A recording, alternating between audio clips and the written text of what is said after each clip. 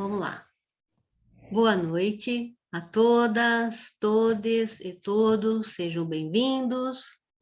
Nosso encontro está sendo gravado e para aqueles que não puderem estar presente hoje e vão assistir depois em nosso canal no YouTube, sejam bem-vindos.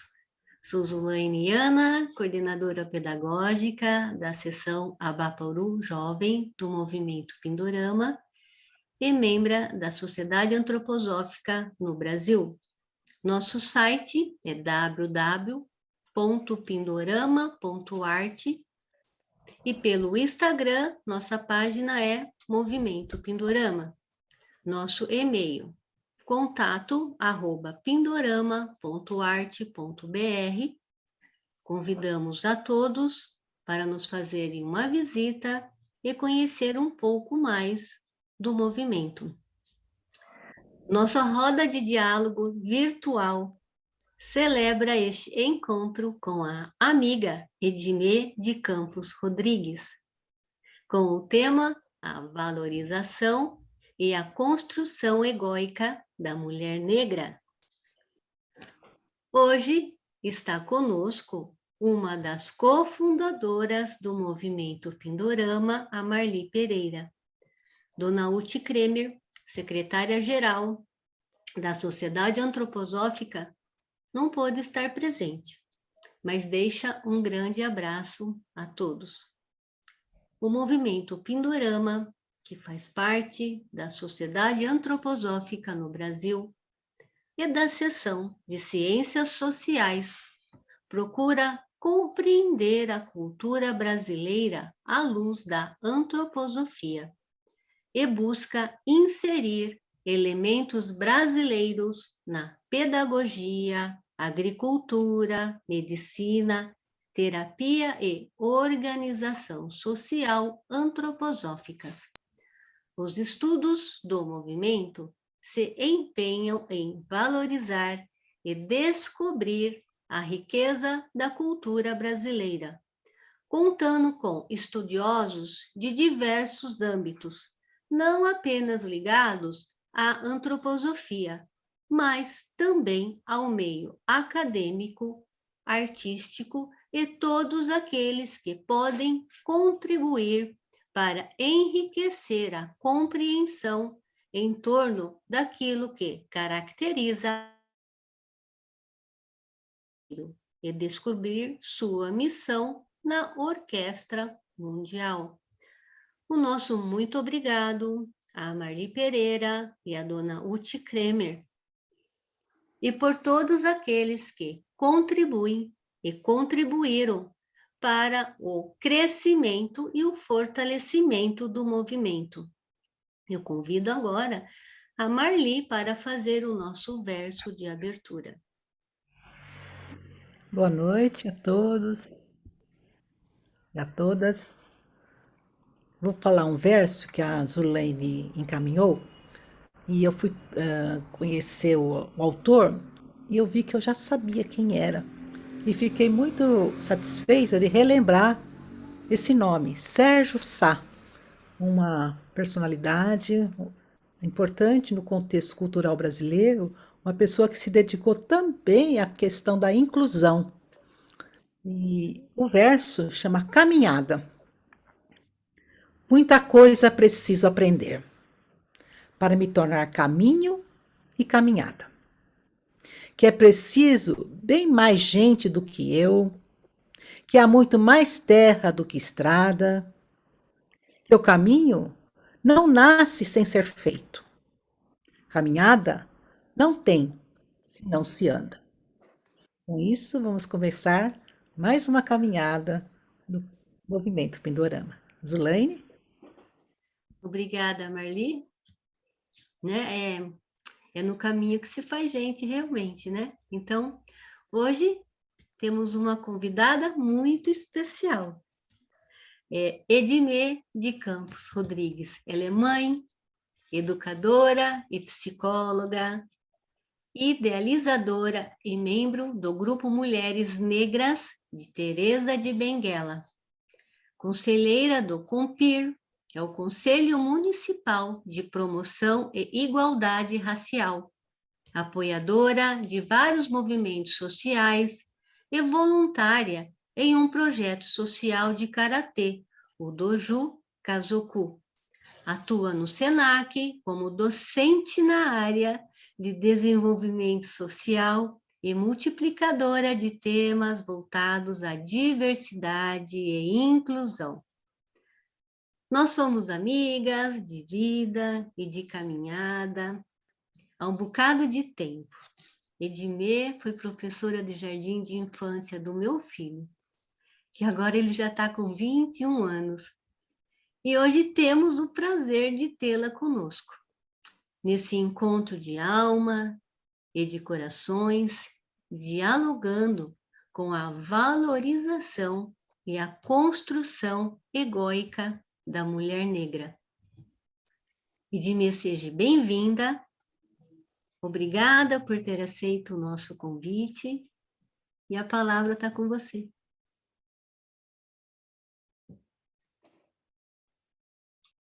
Boa noite a todos, sou Edmê, é um prazer estar aqui com vocês.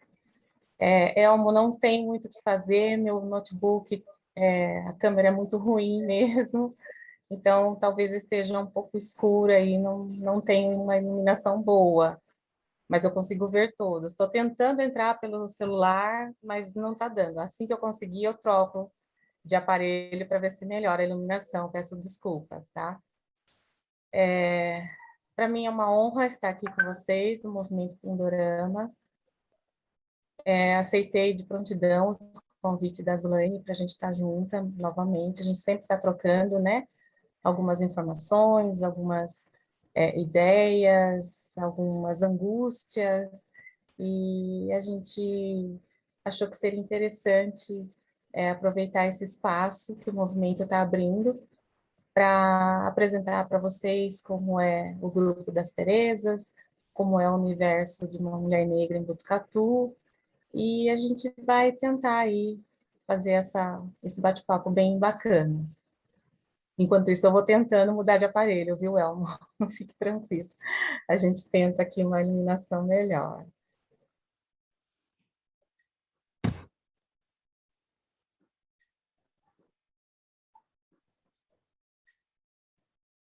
Então, assim que a Zulene entrou em contato, a gente definiu esse tema, né, para falar um pouco sobre a mulher negra, a solidão da mulher negra, a construção egóica.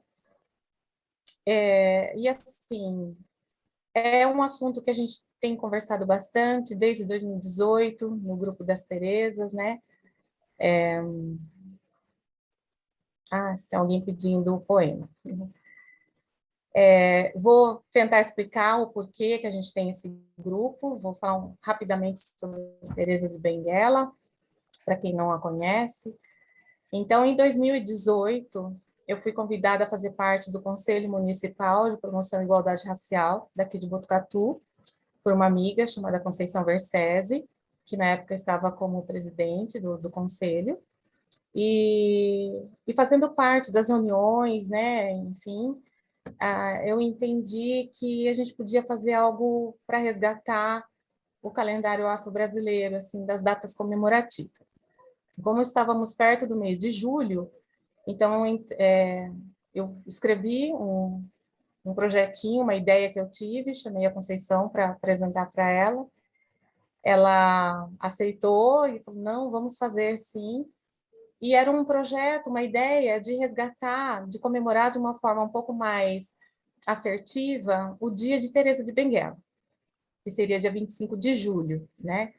Então, a gente apresentou para o Compir, todos aprovaram, começamos a correr atrás de todo o planejamento para fazer esse evento, e a nossa ideia era convidar várias mulheres negras da cidade, cada uma de um segmento profissional, para que cada uma contasse a sua trajetória, de como conseguiram chegar onde chegaram, e os papéis sociais que cada uma desempenha e executa ao longo da sua vida, né?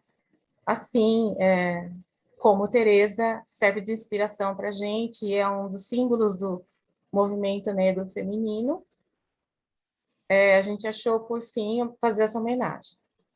Então, conseguimos um espaço, auditório da Unifac, convidamos essas pessoas, foi um pouco difícil convencê-las a falar, né, em público, porque não é todo mundo que se interessa, né, pelas histórias que as mulheres negras têm para contar. Mas daí a gente criou uma forma bem gostosa, bem de bate-papo. Tivemos um tempo para nos conhecer através do WhatsApp, algumas reuniões. O evento foi lindo, casa cheia, fizemos várias homenagens, foram várias histórias lindas, trocadas, com personagens diferentes, mas cenários muito parecidos, né, em suas trajetórias. E a partir daquele momento, nós entendemos que era importante continuar com o grupo do WhatsApp, para que a gente pudesse continuar fazendo essas trocas, mesmo que informalmente.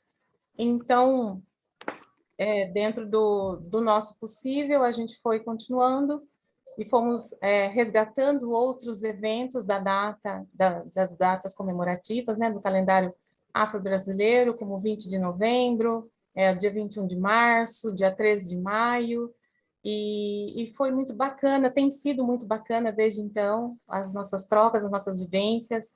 Um grupo que começou com 7 mulheres, hoje temos 38. Nos falamos no grupo do WhatsApp quase que diariamente, assuntos pertinentes ao nosso universo, e, enfim, né, é tudo que norteia o mundo feminino negro. Temos nossas redes sociais, depois eu quero disponibilizar para vocês seguirem, nos conhecer, né, conhecer o nosso trabalho. E de lá para cá, a gente tem participado de várias... temos aceitado, né, participando de vários convites, lives, trocas. Já fomos na Escola Itiara para fazer um bate-papo, eu e a Carolina, que está aqui na sala com a gente, eu e a Fernanda Ribeiro. Então, a gente já participou de várias... A gente tem conseguido ocupar vários espaços na nossa cidade, relacionados à arte, cultura, educação, para mostrar, né, começar a contar a nossa história através dos nossos, né? Apesar da Lei 10.639, que sugere que trabalhe, né, estudos afros brasileiros nas escolas como grade, como componente curricular, ainda não temos, né, essa disponibilidade, as escolas ainda não estão um pouco falhas, né? Que pode, a gente tem levado essa parte para os espaços onde somos convidadas para contar a história agora na nossa versão, né? Fazendo com que as pessoas vejam o outro lado e entendam realmente a história do povo afrodescendente, para quem enxerga a África como um continente bonito, forte, resistente, não só como pessoas escravizadas, torturadas, né, massacradas, tristes, passando fome. A África não é só isso, né? Tem os seus problemas, mas também tem suas virtudes, como qualquer continente, com seus tantos países, mais de 2.000 idiomas, então tem muita coisa bonita também para se ver em África.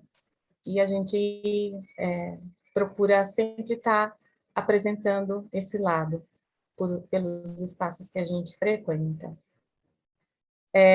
E o nosso grupo de mulheres, o objetivo dele era resgatar nossa baixa autoestima, mas daí a gente percebeu que não é só isso, né, que a gente precisa se fortalecer e praticar irmandade, muito praticada entre as nossas ancestrais, que vai além da sororidade, que a gente aprendeu a conhecer, né, no movimento feminino, e é onde uma se coloca no lugar da outra mesmo, no sentido de sem precisar pedir ajuda, você se vê no outro, né? Então, a gente tem praticado bastante isso, a gente se conhece pelo olhar, a gente se conhece pelo tom de voz, pela mensagem que é enviada, a gente sempre está buscando esse alimento dessa memória ancestral afetiva para fortalecer cada vez mais o grupo.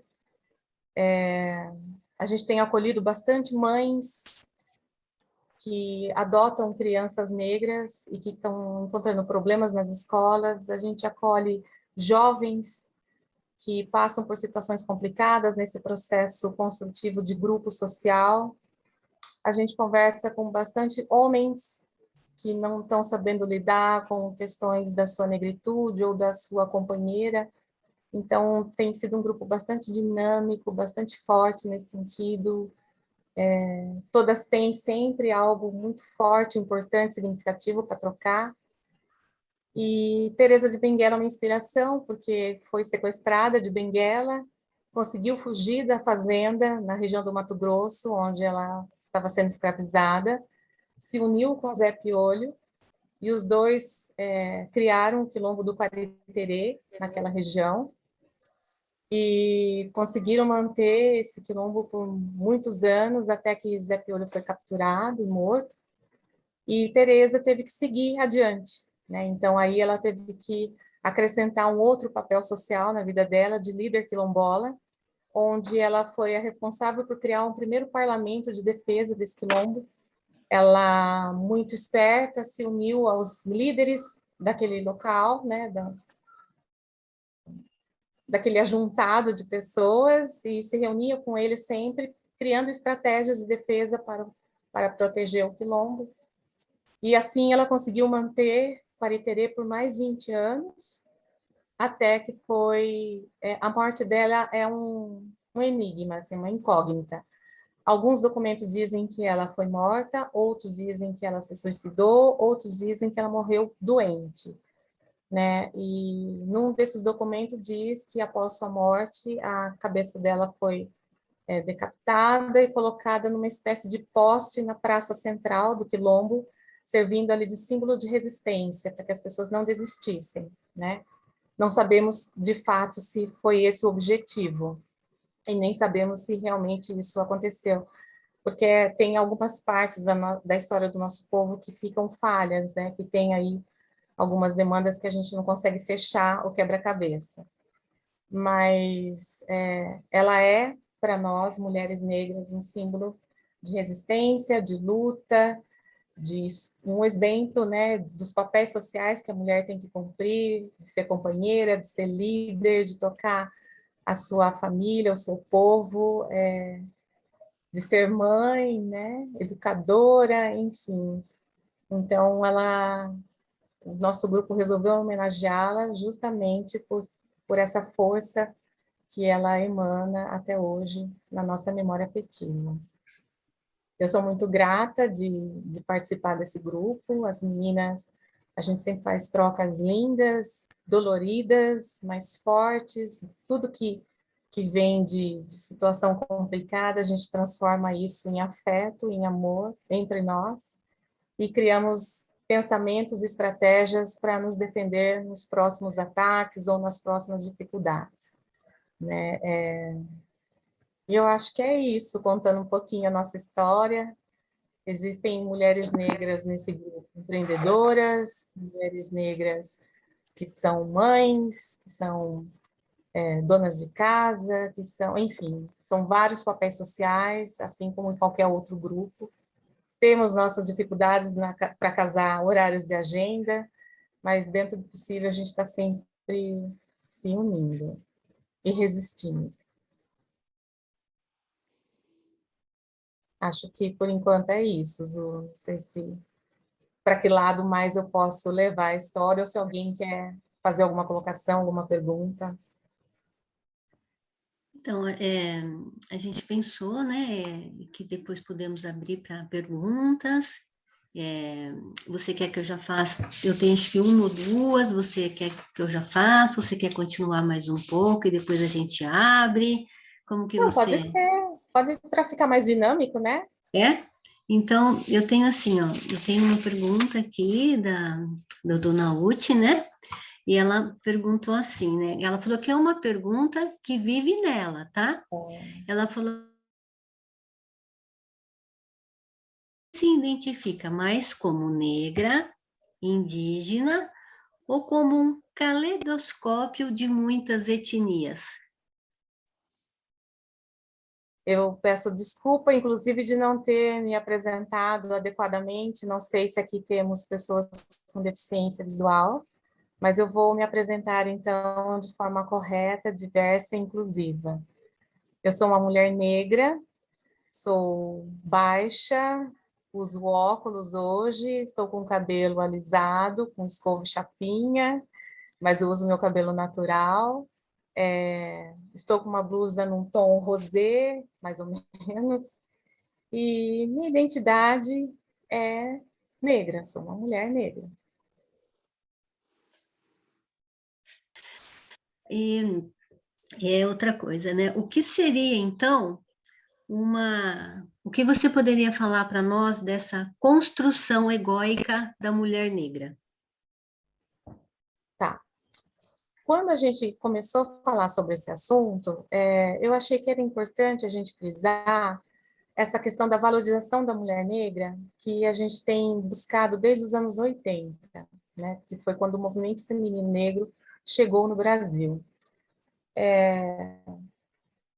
A mulher negra, ela faz parte da base da pirâmide da sociedade, né? Ela está lá embaixo, é sabido, né, por conta de toda essa classificação social e política.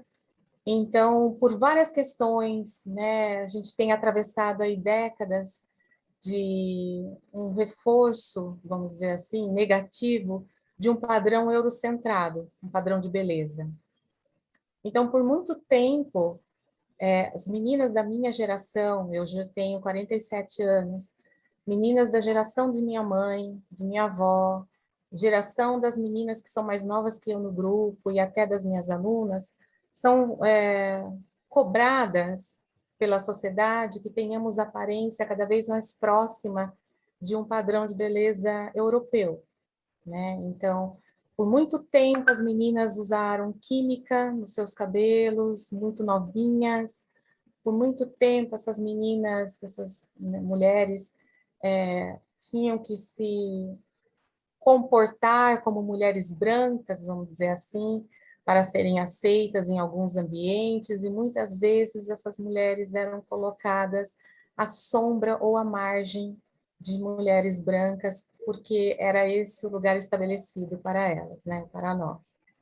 Então, a partir do momento que percebemos essa necessidade de resgate dessa baixa autoestima, do resgate da valorização, do resgate do papel real, importante e forte da mulher negra no nosso país, principalmente, que há de se pensar nessa questão da construção egóica, no sentido de trazer para essas mulheres esse empoderamento, essa força, estimular essa visão de ser atuante na sociedade, não só de subserviência, né? Então, nós temos essa luta, uma jornada, ou como queiram nomear, de resgatar mesmo, né? Nós sabemos que somos pessoas fortes, nós sabemos que temos as nossas dificuldades, assim como qualquer outro ser humano, porém é sempre um pouco mais difícil, é sempre um pouco mais pesaroso, mas a gente não pode resistir. Então, por isso que a gente sempre está estamos nos fortalecendo, estamos sempre buscando referências, nos embasando teoricamente, buscando, resgatando nossa verdadeira história, para que possamos ter essa apropriação da nossa cultura, da nossa, não posso dizer etnia, mas da nossa forma de viver, né? Então, eu falo por que não etnia, que dentro até onde eu acredito e estudo, as duas etnias que podemos dizer estão em África e nos povos originários, né, entre os indígenas. Então, em se tratando de mulheres negras no Brasil, é muito mais complicado algumas questões, mas a gente tem buscado forças, a gente tem buscado pontos fortes de alegria, de valorização, para que a gente consiga passar para as outras, no sentido de, até aqui, as nossas ancestrais passaram por muita coisa ruim, muita dificuldade, para amenizar o caminho para a gente. Então, daqui para frente, a nossa função é continuar. tornando esse caminho mais suave para as gerações mais novas. Né? Então, a questão da representatividade na mídia, na cultura, na arte, em brinquedos, em literatura, isso tem feito uma grande mudança e uma grande importância para nós. Né? Então, essas escritoras negras que têm muita força em suas palavras, né? E transformando essas palavras eternas através de um livro, tem nos dado bastante respaldo e motivação para continuar. Né? Então, isso faz com que a gente perceba que tudo que a gente tem feito até aqui tem valido a pena e vai valer muito mais a pena. Algumas coisas nós temos consciência de que não vamos usufruir, não nessa existência, mas que a gente espera e temos essa fé de que as nossas descendentes terão, né? Essa bênção de poder usufruir as nossas lutas feitas até aqui, né? Então, essa construção egóica nada mais é que um resgate dessa força que por muito tempo foi tentado ser colocado de lado, esquecido, embranquecido, né? Então, esse resgate cultural, esse resgate social, religioso, para que não tenhamos mais vergonha de ser o que somos, que não tenhamos mais vergonha do nosso cabelo, dos nossos traços, da nossa gente, da nossa cultura, né? Apesar de ainda termos apontamentos negativos em relação a isso. Obrigada, Edmê. Você já respondeu um pouco, mas eu vou fazer, tá bom? A gente sabe que muitas coisas são construídas, né? Como elas vêm.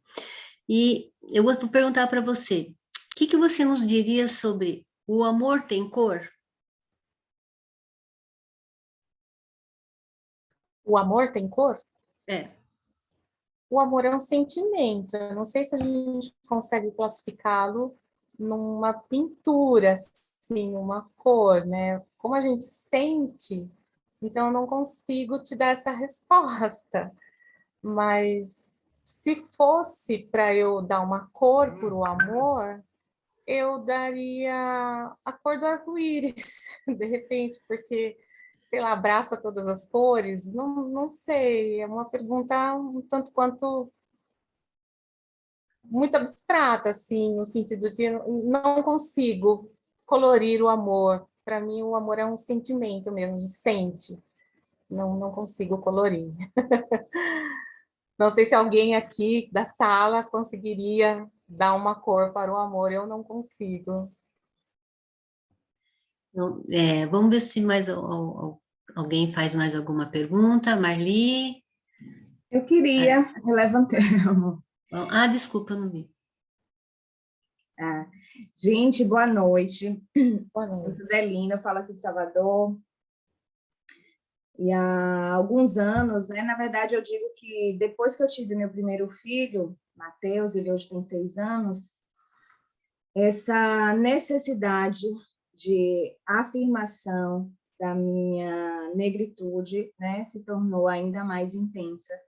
Muito no sentido de proteção materna, né? Porque quando a gente tem um filho, a gente quer protegê-lo de todas as adversidades que ele possa viver, e ele, enquanto menino negro, né? Vivendo numa classe média soteropolitana, ou seja, em meio a uma comunidade branca, né, na sua maioria, e comecei a necessidade de fortalecer as nossas raízes, né? E com isso entrei em movimentos de negritude, eu faço parte de um coletivo, Maria Filipa, que é outra heroína negra do nosso Brasil e da nossa Bahia. E hoje eu faço parte também de um coletivo de juristas negros do Ministério Público. Mas, enfim, isso eu me apresentando, né?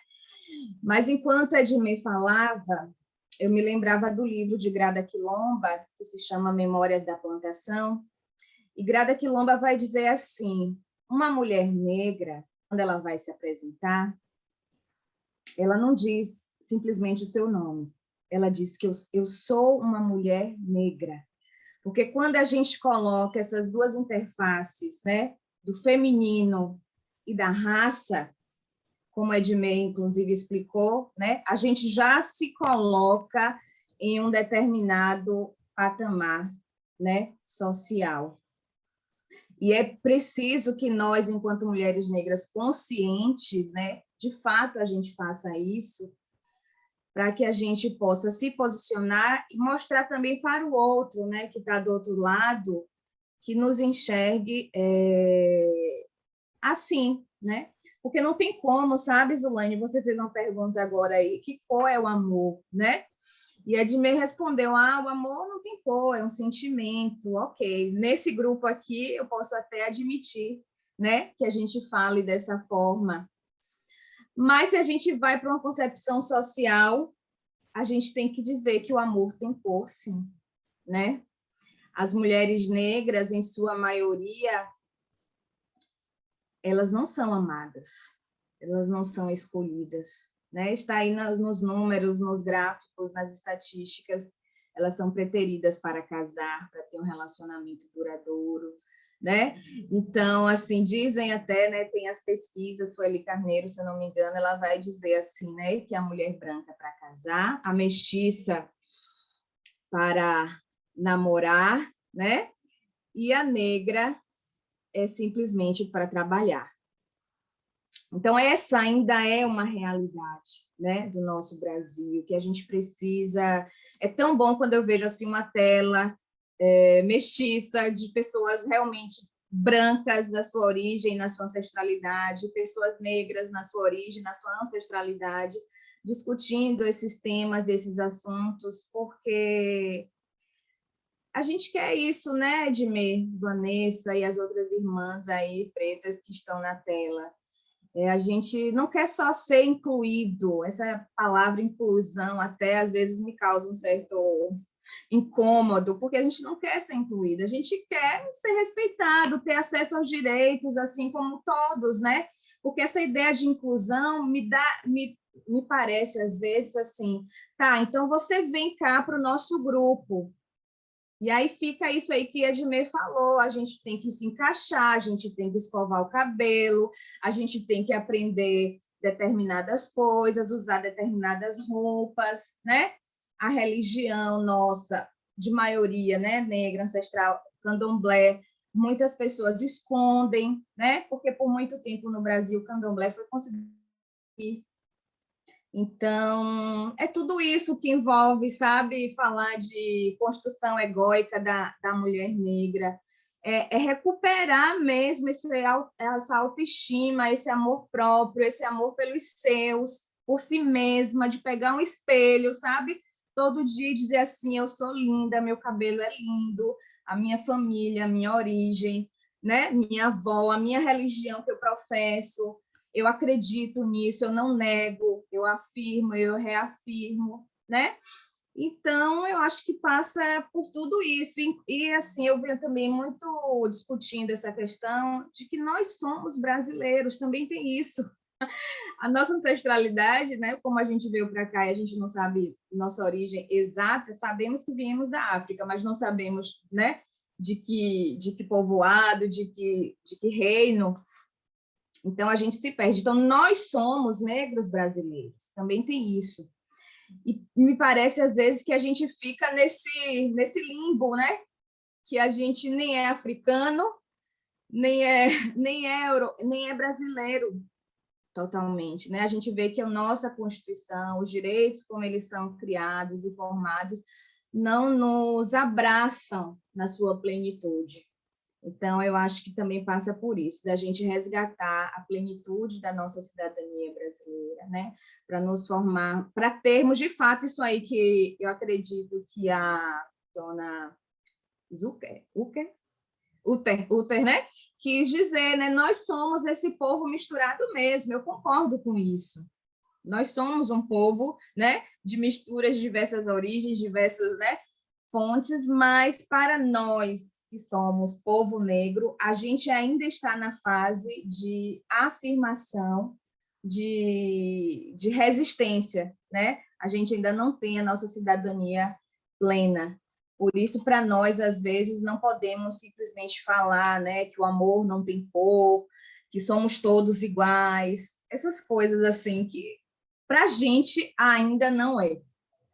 E para a mulher negra, principalmente. Essa semana, só para terminar aqui a fala, eu vi uma entrevista de Elisa Lucinda, né, aquela atriz, e ela é poetisa também, ela falando assim: gente, eu não aguento mais quando minhas amigas viram para mim e diz: ah, essa babá, venha conhecê-la, é uma pessoa ótima, a filha dela, a mãe dela foi babá da minha sobrinha. Ela falou: gente, para com isso, eu não quero mais esse encadeamento de opressão. Eu quero dizer, olha, é minha babá, minha empregada, mas a filha dela está na faculdade, entende? Porque a gente precisa mudar esse cenário. Já passou. E é isso. Com isso, eu finalizo. As mulheres negras ainda têm uma grande batalha e contamos realmente com esse apoio, com essas trocas, com essa visão, essa troca de lentes, né? Que não pode. É isso. Muito, muito bom. Delina, né? Prazer conhecê-la, que bom, as suas colocações aí são excelentes, realmente, o que você falou está certíssima. E, Marli, você vai falar alguma coisa? Ou mais alguém vai colocar? Edmê, quem mais vamos colocar na nossa roda aqui de conversa, nessa roda virtual que está tão boa, né? Com essas trocas. A provocação é... Eu tô aqui me coçando para entrar, né? Tô dando um boi para não entrar, mas se eu entrar, não vai ter boiada que vai sair. Bora. Porque realmente é um assunto picante, né? Picante. E eu, como filha de uma mãe de santo, do candomblé de Olga de Alaqueto, não nego de onde eu vim, né? Então, é provocante, mas a palavra está com a Edmê. Uma hora a gente pode entrar nessa discussão aí. E falar até como é que é o fio da pesquisa do movimento Pindorama sobre esse leque que a Edmê abriu e a Delina, filha da nossa querida Dulce, Delcina, desculpa, Delcina. Da Delcina, lá da Bahia, né? Nos honrou com essa presença, com essa fala, mas eu prefiro que a Edmê pontue, porque eu estou aqui para aprender, mas depois a gente pode um dia fazer uma roda sobre essa qualidade da alma brasileira de ser um caleidoscópio, né? Mas ainda assim, ainda tem que marcar pé na sua negritude ou na sua qualidade indígena, para depois, né, chegar lá. Porque essa coisa do europeu, a gente já está por aqui, né, de achar que não, fica assim, já está bom, você já conseguiu muito. Não, ninguém conseguiu muito. Mas, Edmê, a palavra é sua.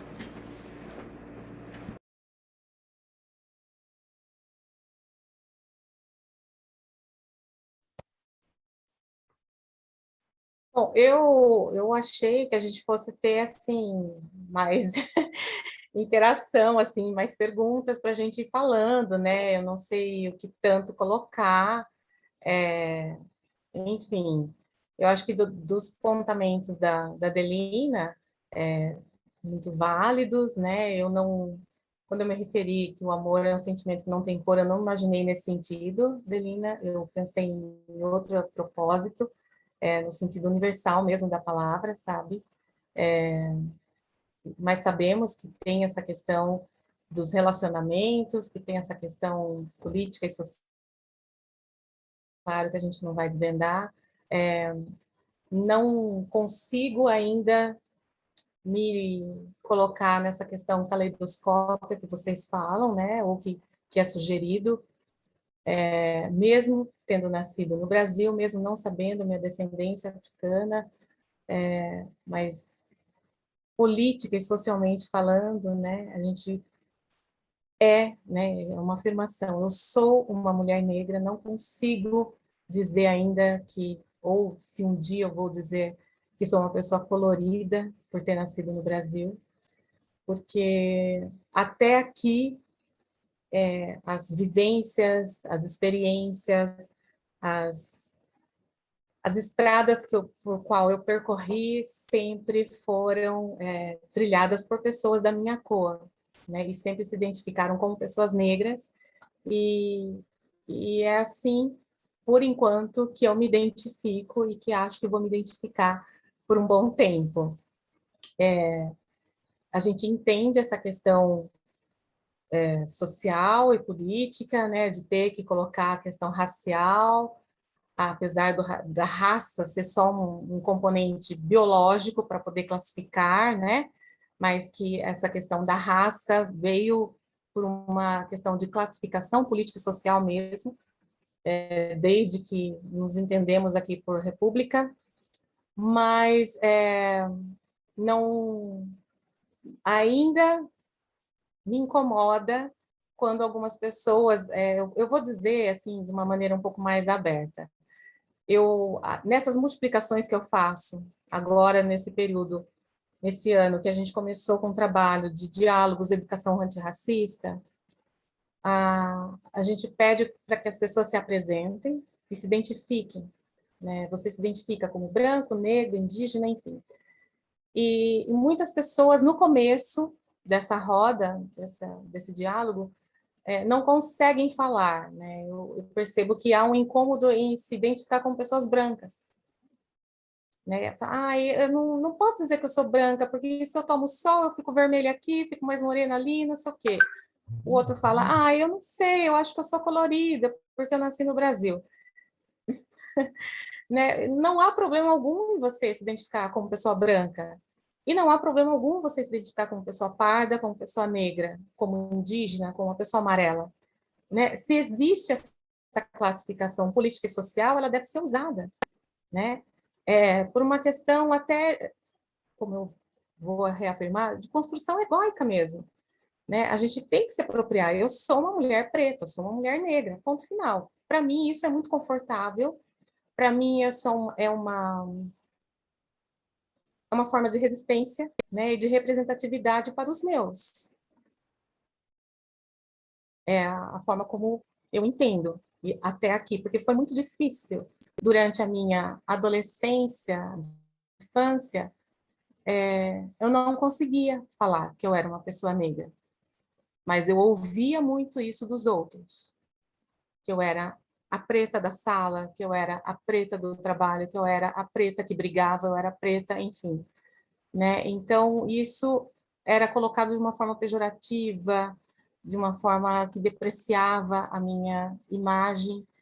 E aí, quando você percebe que era uma forma, é uma sequela, é uma ação do racismo estrutural, para que você realmente sinta vergonha de se identificar como tal, não, peraí, então vamos voltar 10 casinhas e começar esse jogo de novo, né? Eu preciso, sim, me reafirmar como mulher preta, como mulher negra, é isso que eu preciso levar adiante para que as outras me vejam como exemplo. Vai ser difícil, mas é assim que eu quero ser chamada, que eu quero ser identificada e reconhecida. Né? Não interessa se eu aliso meu cabelo, não interessa se eu uso trança, nagô, se eu uso cabelo natural. A minha pele me identifica como uma mulher preta, como uma mulher negra. E socialmente falando, politicamente falando, é assim que é. Né? Então, eu entendo todos os questionamentos, todas as pontuações relacionadas ao colorismo no Brasil, né? Apesar de achar que o colorismo trouxe vertentes não tão positivas para o Brasil, né? As pessoas acabaram definindo essa palavra subjetivamente, né? Então cada um interpretou a sua maneira e começou a defender a sua bandeira e esqueceu todo o trabalho do movimento negro, né? Isso me incomoda um pouco, porque as pessoas não estão usando o colorismo, o termo, como deveria ser, né? Ou então entender um pouco mais antes de usar. essa terminologia, usar essas classificações. Então, fica um pouco delicado, a gente tem visto muitos exemplos negativos aí, apelando para o lado do colorismo, isso me incomoda, né? Mas é algo que tem muito ainda a se fazer, políticas públicas a serem discutidas, posicionamentos a serem firmados e levantados. Alguns grupos ainda é um tema delicado para se falar. Acredito que até entre alguns grupos negros é difícil ainda falar sobre a questão do colorismo, né? Justamente pela forma subjetiva e, como eu posso dizer, perversa, talvez, como foi colocada, né, aqui no Brasil. Então, algumas pessoas fizeram uso de má fé, né, do colorismo e têm se aproveitado de uma maneira muito errada, muito prejudicial a todo o movimento, a todo o trabalho, a todo o processo construído até aqui. Eu penso até que se conversar sobre o movimento feminino, numa outra oportunidade, a gente vai perceber que essas questões ainda são bastante latentes, delicadas, né, para serem faladas. A gente percebe aí algumas situações de algumas celebridades que estão fazendo a parte da representatividade. Umas são mais valorizadas, outras são menos valorizadas. Por conta do colorismo, a gente percebe algumas colocações bastante injustas ainda, né, de comparação. Então, quando a gente fala, por exemplo, do racismo estrutural, ainda a gente percebe essa competitividade colocada entre nós, né? O outro é um pouco mais claro, o outro é mais escuro, você tem os traços mais finos, você nem tanto, então você vai passar no processo seletivo, você fica para a próxima, né? A gente tem enxergado situações assim. Eu falo isso por conta das minhas experiências enquanto educadora, enquanto multiplicadora desse assunto, que é tão polêmico.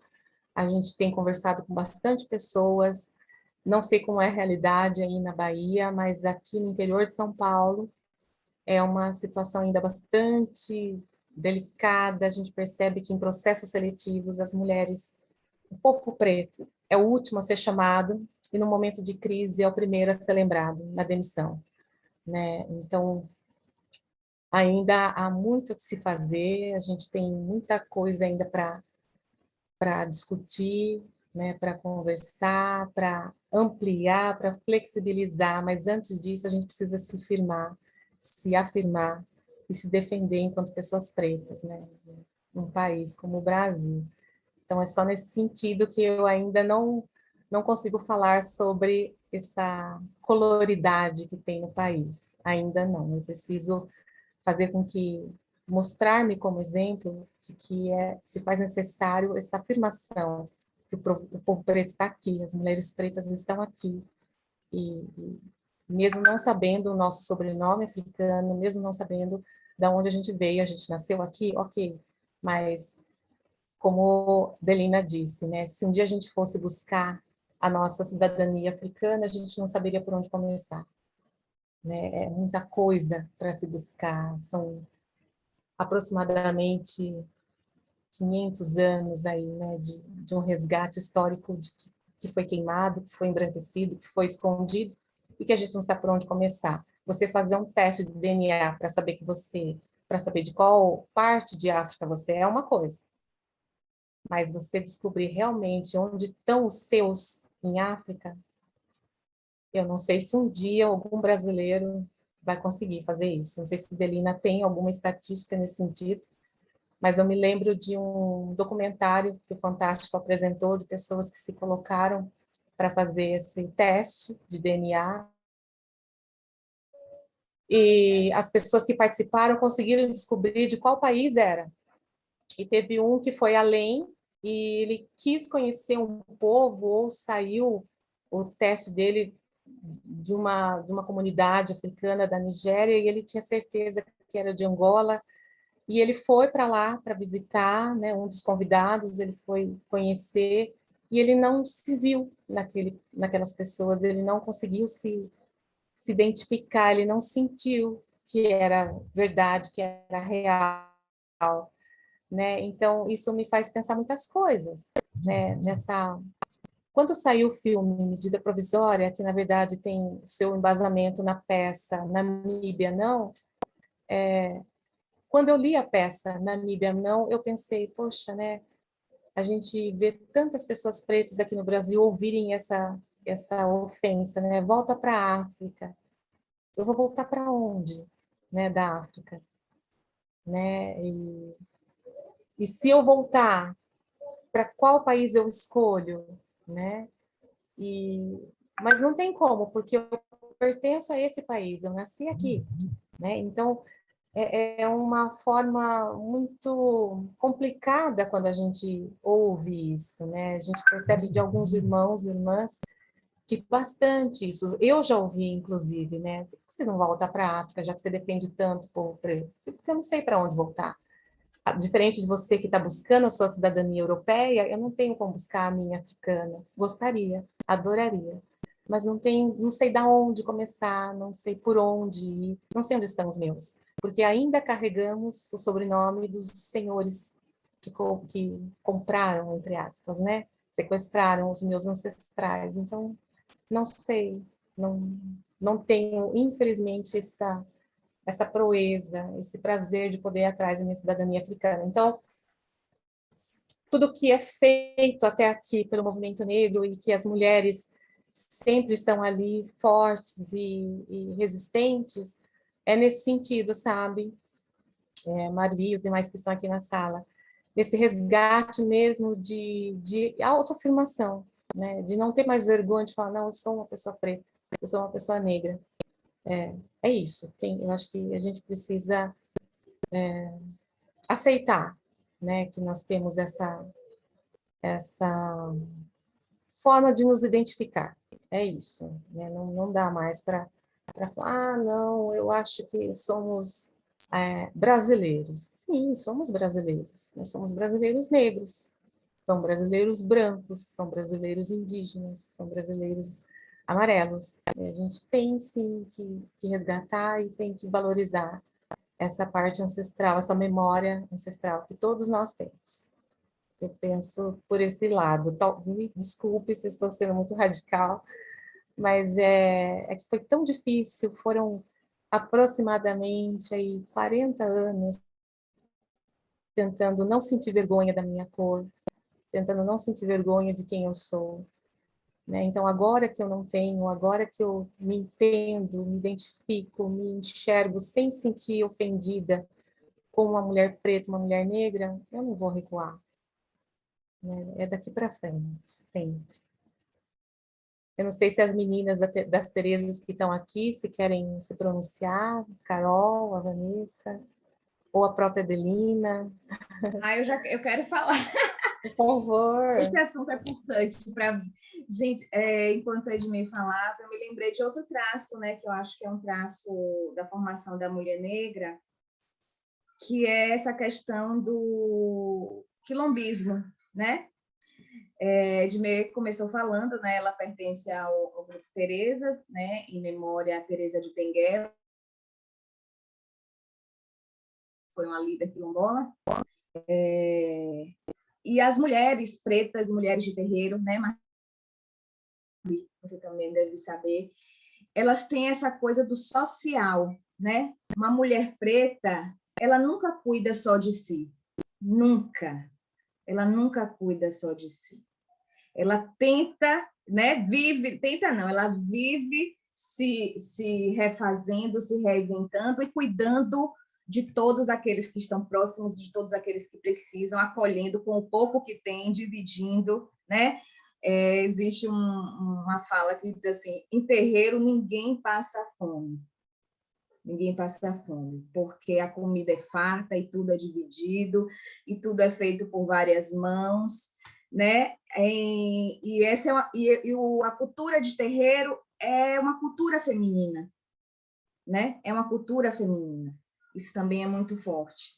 apesar de terem, né, alguns terreiros liderados por homem, mas em maioria no Brasil os terreiros têm a força da Ialorixá, né, da mãe representante, da mãe coordenando os trabalhos, as tarefas, as funções, a comida, o alimento, né? Isso também é muito forte na formação, né, da mulher negra. Ela tem isso. Você veja Edmê, que acabou de falar, 40 anos, resgatando aí sua autoestima, sua identidade e trabalhando em prol, né, do resgate da identidade das crianças e de outras pessoas e de outras mulheres. E a gente faz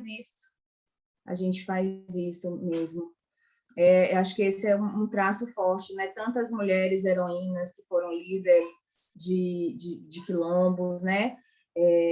Dandara, a gente fala de Zumbi dos Palmares, mas não pode esquecer de Dandara, não pode esquecer de Luísa Maim, a primeira advogada, gente, negra do Brasil, reconhecida, inclusive pela OAB do Piauí, foi Esperança Garcia, a primeira advogada mulher, mas primeira pessoa advogada do Brasil, que escreveu uma carta dando direitos de convivência familiar, questionando as agressões, né, do seu senhor, e inclusive ela usa também, né, a inteligência feminina, ela usa também o pedido de poder professar a fé, no caso até a fé católica, né, ir à igreja aos domingos e tal, mas assim foi considerada a primeira petição, que é uma peça judicial, né, um pedido ao governador feito por Esperança Garcia lá em 1770, então a primeira pessoa advogada reconhecida do Brasil. Você veja que na carta dela ela também não pediu só para si. Esperança Garcia parte do caso dela e dos filhos dela, mas pede para todas as mulheres que serviam naquela fazenda.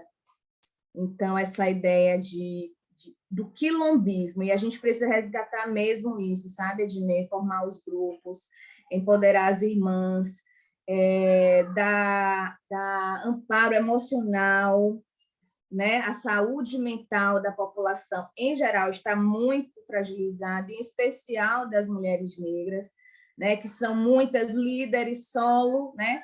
Das suas famílias. Então, esse papel do aquilombamento, do fortalecimento de grupo é muito importante, é um traço que faz parte né, de nós, mulheres negras. É isso.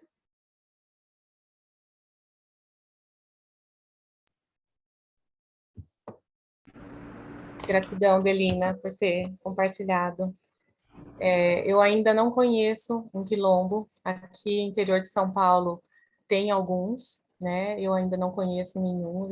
Nós, enquanto Tereza, estamos nos organizando para conhecer. Tem um aqui próximo à nossa cidade, a menos de 100 quilômetros, na cidade de Agudos. Tem Itapeva, que a gente quer conhecer, ou Itapevi, uma coisa assim. E tem no litoral paulista, na cidade de Ubatuba, também tem um quilombo que a gente quer muito conhecer. Né? Então, a gente está se organizando desde antes da pandemia.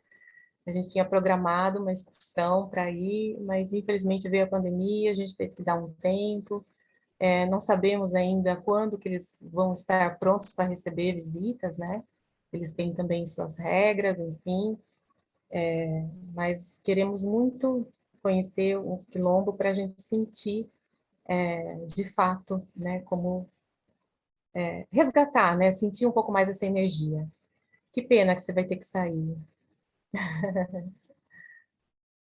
Foi um prazer conhecer. Eu estou no clube de leitura das juristas negras, então eu coordeno lá o grupo, mas numa próxima, se tiver o convite, retornarei. Muito obrigada, viu, gente? Um abraço, um beijo a todos. Que bem, Mojubá. Mojubá. Certo, realmente não é para principiante. E eu achei interessante a colocação da Delcina, né? Desculpa se não... Belina? Mas dela trazer isso, dela trazer a questão do recuperar o quilombismo. Então, eu penso, né, nessa ideia de termos novos quilombos, né? Talvez a gente não precise ir a algum, mas a partir do meu local de trabalho, do meu local de resistência, né, eu sou o começo da ancestralidade de um quilombo de futuro, né? Talvez a gente comece a ter um pouco de coragem de recuperar esse sentido mesmo do quilombismo, né? Aqui na minha casa, eu plantei, enfim, aqui nessa região que eu moro, que é a região de Santo Amaro, a região da comunidade, da favela Monte Azul, a gente tem muitas plantações de camélias. E agora é a época das camélias, né? Então, a gente tem alguns lugares que a gente acha assim, que é o nosso quilombo mesmo, sabe? Não pelo aspecto ligado à Princesa Isabel, não só por esse sentido, mas o sentido em si do que é plantar uma flor delicada pela mão do negro. As coisas delicadas, a arte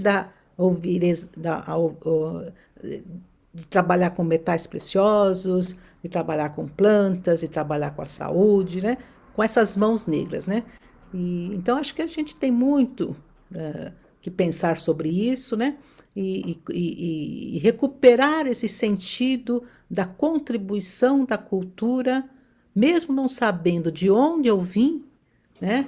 Porque é difícil saber, porque eram grupos, né, que conviviam, não tinha geografia assim de limites, né? Não tinha, como a gente tem hoje, os limites geográficos, então os povos transavam dentro dos territórios, como aqui também, né, entre os povos indígenas também se transavam entre uns e outros, mas tinha característica, cada um tinha a sua própria característica, mas eu não sei exatamente de onde veio a minha, mas eu sei que é de uma região próxima, que tem aquele mesmo tronco linguístico, que tem aquelas mesmas características culturais, e às vezes pode até acontecer, como você falou, a pessoa chega lá e não se identifica, né? Opa, não é a minha, né?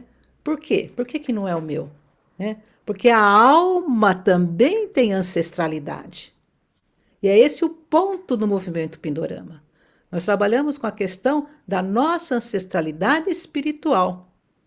Aquela que não tem cor, mas que quando encarna passa por vários pontos, né? Eu me identifico como parda, em todos os meus documentos eu coloco parda, né? Eu fiz o genoma recentemente, fiquei muito aborrecida, porque deu uma miséria de África, deu uma miséria de coisa indígena, a maior parte é europeia. Eu falei, mas esse genoma está comprado, não é possível, né? Porque na minha família tem um monte de preto, tem vários índios, e eu aqui tenho mais de 75% de resultado do meu genoma, lá daqueles testes lá que eu fiz, eu joguei na gaveta, não quero nem mais ver, sabe? Porque eu também não me identifiquei, igual essa pessoa aí que você falou, que não se identificou, né? Eu também não me identifiquei. Então, acho que a gente precisava ter essa coragem de trazer o nosso quilombismo, né? Qual é o nosso? Sabe? O que a gente está trazendo de qualidade? E essa qualidade feminina de trabalhar sempre pelo outro, né? Ela é uma constante, independente se ela é um quilombo que a gente vai visitar, um quilombo que a gente vai abrir, ela tem essa característica, né? Ela é amorosa, ela compartilha, ela abraça, ela chora junto, ela divide, ela põe mais água no feijão, ela sempre abre a porta para mais um. Essa é a característica do humano da cultura. Isso, só queria dar uma palhinha aí. O aquilombamento, né, Marli, que você trouxe, futuro, são os grupos que a gente faz parte, né? Então, a partir do momento que a gente se agrupa, que a gente se ajunta, já é um aquilombamento, né? Futuro, Pronto. moderno, contemporâneo, né? É, Então, o grupo das Terezas, o grupo de Maria Firmina, que Delina faz parte, o grupo Dorama, são aquilombamentos, né? é. E né, onde quilombolas estão lá, sei lá por quantas gerações, é mais um resgate, é uma troca, é uma visita, né, para você ter esse acolhimento ancestral, essa força, para você não desanimar e continuar, né, porque eles estão ali há quantos anos, né, e está dando tudo certo, apesar de todas as dificuldades. Então, querendo ou não, a gente está seguindo, né, o legado deles, a partir do Isso. momento que a gente forma os nossos grupos. E isso é muito importante, porque a gente tem que deixar esse exemplo para os mais novos, né? Então, não há necessidade de se retirar num grupo, se isolar, não é isso. O Quilombo nunca foi isso, Não né? foi. É uma estratégia que a gente tem quando a gente se agrupa, quando a gente se ajunta, né? É uma estratégia de se confortar, de se acariciar, de desabafar, de se abraçar, de se amar, né? Porque se faz necessário trocas positivas e negativas, né? Como aprendizado, como crescimento pessoal mesmo, né? Então, ali no grupo das Terezas, a gente percebe que às vezes a gente passa 2 dias sem se falar, já sente falta. Peraí, tá acontecendo alguma coisa? Gente, tá tudo bem? Vocês estão quietinhas hoje e tal? Daí, ai, tá muita correria, tô fazendo tal coisa, né? Enfim, ok, então tá tudo certo, tudo certo. Mas, de repente, uma notícia, né, das redes sociais, do jornal, de mais uma criança preta que sumiu, ou de mais, sei lá, uma mulher que foi, independente se é preta ou branca, que foi morta, que foi espancada até a morte, estuprada. Gente, pelo amor de Deus, até quando isso? Então, essa questão de se acolher, né, de você acolher a angústia do outro e o outro conseguir acolher a sua, né? Esse aquilombamento moderno, ele se faz necessário, ele sempre se fez necessário. Houve um tempo sombrio em que a gente não podia se agrupar, né? Isso era visto como algo ruim, motim, enfim, né? Mas aos poucos a gente foi conquistando esse espaço, todos os grupos, de todos os povos, de todas as tribos, vamos dizer assim, percebendo que não, a resistência é se ajuntar, é se agrupar. Então, vamos embora, vamos continuar com esse exemplo dos quilombos, das colônias, dos povos que se agrupam, né? E é assim que a gente tem que seguir, porque a humanidade precisa um do outro, né, Marlene? Sim, A gente sim. precisa do amparo do outro, a gente precisa do colo do outro, a gente precisa até do puxão de orelha do outro, né, para a gente obter o crescimento. Aí. Minha avó também sempre falava muito essa questão da falta de educação e ela falava, se aproxime sempre dos griots, Dos griots, eles sim. sempre vão ter algo muito rico para te contar, mesmo que por metáfora. Então, das Terezas até me apelidaram de uma griot, trazendo algumas histórias, alguns resgates, delas vão lembrando das histórias que as avós traziam. Então, acredito que por ser uma das mais velhas do grupo também, então a gente tem feito esse movimento, sabe, que é tão importante, É. que se faz necessário, né? E uma coisa importante que a gente precisa lembrar, características das comunidades, né? Pelo que eu estudei, pela minha origem da minha família, é a presença da bênção, sabe? A gente não pode esquecer jamais disso. E a gente tem esquecido muito, muito da veneração, né? Da gratidão, né? Dessa coisa de venerar e de ser abençoado. Então eu vejo visitar um quilombo, visitar algum lugar onde tem a ancestralidade presente, é você se pedir a bênção, né? E quando você pede a bênção, você se reconhece na sua ancestralidade. Porque todos nós aqui, cada um daqui presente, é um ancestral. Porque o ancestral também é do futuro, né? Não é o que foi. Então, acho que é por aí.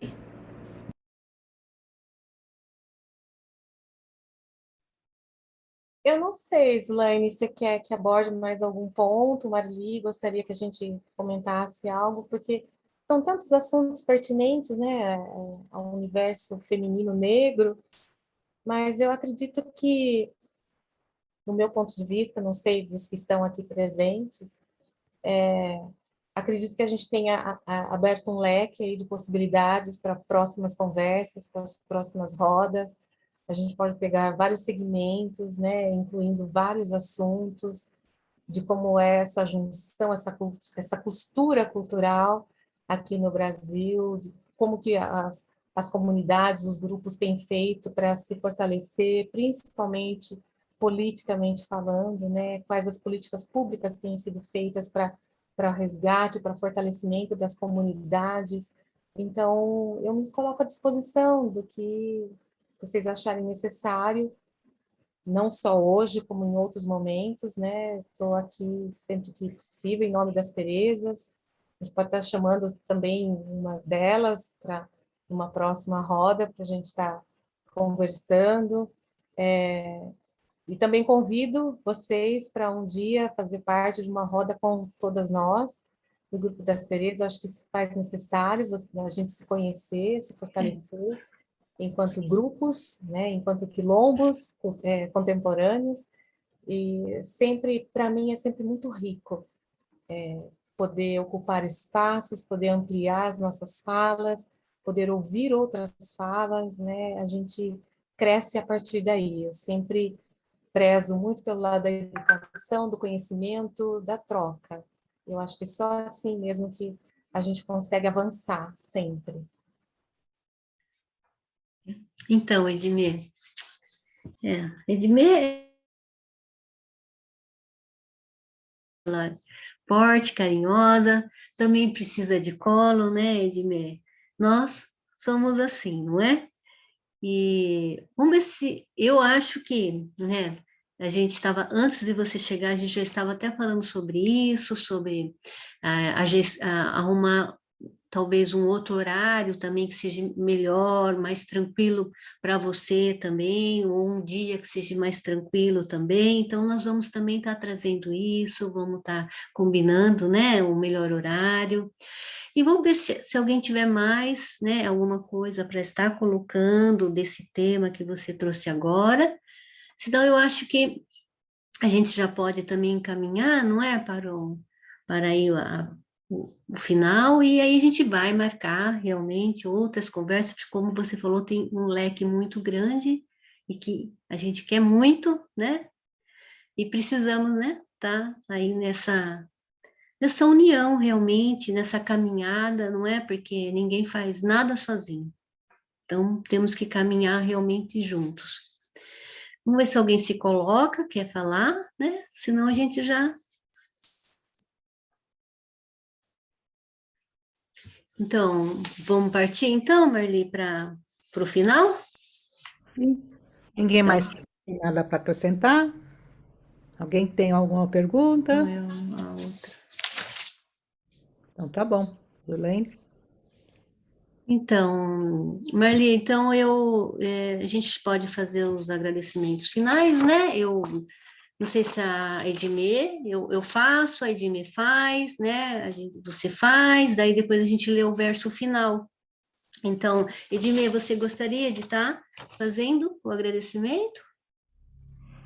Eu gostaria muito de agradecer todos vocês pelo convite, agradecer pelo espaço, agradecer aos nossos ancestrais por permitirem que estejamos aqui hoje, né? Então, sempre agradeço e peço que os meus mais velhos abençoem os seus mais velhos, que os meus mais novos abençoem os seus mais novos, e que a gente continue sempre nessa jornada, juntos, unidos, enquanto seres viventes. Hoje não foi um dia muito fácil, porque eu tive que dar aula lá na Fundação Casa, de Cerqueira César, e houve uma situação muito delicada para mim. A estrada estava, além de estar um pouco cheia, eu fiquei muito comovida de ver a roupa de frio que os meninos estavam usando nesses dias frios aqui, então fiquei um pouco mexida e fui meio que questionar sobre isso, porque o que me incomoda eu vou questionar e acho e espero que eles tenham entendido a minha colocação. Por isso, me atrasei um pouquinho hoje, porque a gente demorou para resolver essa questão, porque os meninos estavam realmente com frio, né? Então, eu não podia sair de lá sem resolver isso, né? Já que eu estou lá nessa conhecimento para esses meninos, eu precisava também mostrar para eles que tem alguém que os defenda, né? Então, eu peço perdão mesmo pelo atraso, mas é porque eu estava tentando resolver essa questão. Mas eu fiquei muito feliz por estar aqui com vocês. Eu acho que o fato de vocês terem aberto espaço para a gente poder fazer essa troca, para eu ser acolhida por vocês, né? E vocês me acolher, aliás, eu acolher também essas demandas, se faz necessário e entender que temos muito ainda para caminhar juntos, enquanto dois movimentos bem importantes para a sociedade. Então, agradeço Marli, agradeço Zulaine, Bernadette, Elmo, Vanessa, Dirce, todos que estão aqui na sala, por esse momento de luz, de troca, de carinho, e continuemos caminhando como se 3.000 ancestrais estivessem ao nosso lado, porque eles estão. Mojubá a todos.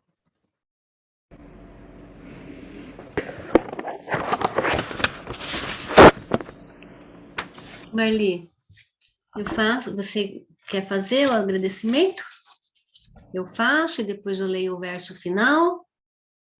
Se você quiser, posso ler também, mas sim, você faz o agradecimento. Tá. Então, claro, né? Gostaria de agradecer a presença de todos e principalmente da Edmê, né? E que aceitou estar aqui com nós, que realmente, né? Tudo que foi colocado, né? Realmente a gente entende que essa construção ela precisa ser firme, né? Mas para ela ser firme, ela tem que estar composta de elementos diferentes, não é? E aí foi no encontro desse eu e tu que se torna esse nós, nessa forma verdadeira de troca, essa reflexiva e essa escuta empática, não é? Que a gente tem que ter, essa habilidade que nós temos de se conectar um com o outro, realmente prestando atenção, refletindo aqui sobre o que você trouxe, sobre o que as outras colegas também colocaram, pontuaram, e aí a gente fica pensando, né? O que trazer, o que fazer, o que falar diante de tudo que é colocado, da dor, mas também das conquistas, e a gente fala, você trouxe e falou dessa dororidade, né? Que hoje a gente também, da mulher preta, da mulher negra, essa dororidade, a importância de estar se falando, de a gente estar entendendo. Você falou também dessas ações afirmativas, não é? E como elas devem ser compreendidas, mas não somente pelo prisma aí do retrospectivo, né? Mas no sentido também de aliviar essa carga aí de um passado discriminatório, mas que também a gente tem que olhar também no prospectivo, não é? Nesse sentido de fomentar realmente essa transformação social. E aí a gente tem que se colocar realmente criando essa nova realidade, né? E criando e realizando, se colocando no mundo realmente de forma verdadeira, porque não é só ouvir, é colocar em ação. E aí é o que nós precisamos fazer no nosso dia a dia, né? São em pequenas coisas, em gestos, em elogios, ou realmente na contratação, em tudo. Então, eu acho que são essas ações afirmativas mesmo. E daí dessa valorização, dessa construção e esse fortalecimento realmente da mulher negra, dessa criança negra, né? Não só a gente está falando da mulher, mas a gente sabe também do homem também, né, que, como você mesmo disse, dos meninos, dos adolescentes, né, que realmente passam por tudo isso, né? Então, o nosso papel realmente como sociedade é caminhar junto, porque se um sofre, todo mundo sofre, não tem como. Não tem como eu não ver a dor do outro, como você mesmo disse. Como é que eu ia sair de lá vendo aqueles meninos, aqueles adolescentes passando frio? Como é que eu ia vir para minha casa dessa maneira, né? Então, é isso. Eu acho que o caminho do encontro é esse, né? Não importa, é como eu vou fazer, qual é a minha parte aí, qual é o meu papel aqui, como é que eu durmo? É isso, eu acho que vamos sim ter os outros encontros e fiquei muito feliz com a presença de todos, da Edmê. É isso, Marli, passo para você. Obrigada, Zulaine, obrigada a todos. Edmê, foi um prazer conhecê-la, ouvi-la, e a todos os colegas presentes que sempre nos honram com a sua presença carinhosa e calorosa. Nosso verso final.